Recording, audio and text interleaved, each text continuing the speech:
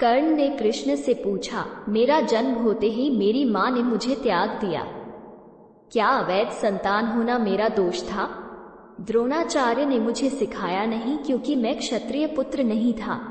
परशुराम जी ने मुझे सिखाया तो सही, परंतु श्राप दे दिया कि जिस वक्त मुझे उस विद्या की सर्वाधिक आवश्यकता होगी मुझे उसका विस्मरण होगा, क्योंकि उनके अनुसार मैं क्षत्रिय नहीं था। केवल संयोगवश एक गाय को मेरा बाण लगा और उसके स्वामी ने मुझे श्राप दिया, जबकि मेरा कोई दोष नहीं था। द्रौपदी स्वयंवर में मेरा अपमान किया गया।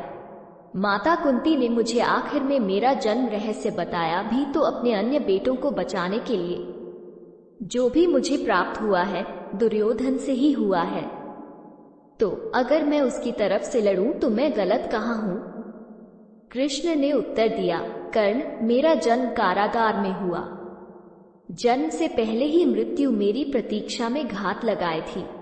जिस रात मेरा जन्म हुआ उसी रात माता पिता से दूर किया गया।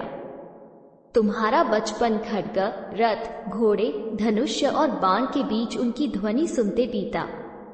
मुझे ग्वाले की गौशाला मिली, गोबर मिला और खड़ा होकर चल भी पाया। उसके पहले ही कई प्राणघातक हमले झेलने पड़े।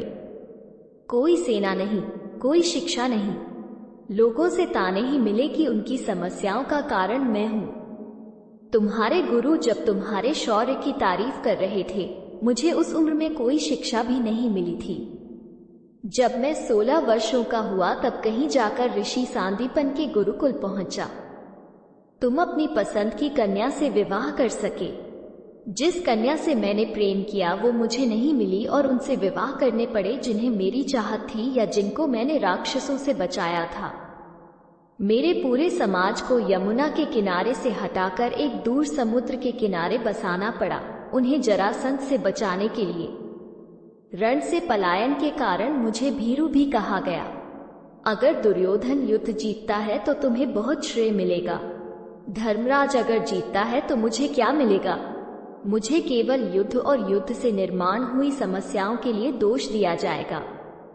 एक बात का स्मरण रहे कर्ण, हर किसी को जिंदगी चुनौतियां देती है, जिंदगी किसी के भी साथ न्याय नहीं करती। दुर्योधन ने अन्याय का सामना किया है तो युधिष्ठिर ने भी अन्याय भुगता है। लेकिन सत्य धर्म क्या है ये तुम जानते हो। कोई बात नहीं अगर कितना ही अपमान हो, जो हमारा अधिकार है वो हमें ना मिल पाए। महत्व इस बात का है कि तुम उस समय उस संकट का सामना कैसे करते हो। रोना धोना बंद करो कर्ण। जिंदगी न्याय नहीं करती इसका मतलब यह नहीं होता कि तुम्हें अधर्म के पथ पर चलने की अनुमति है।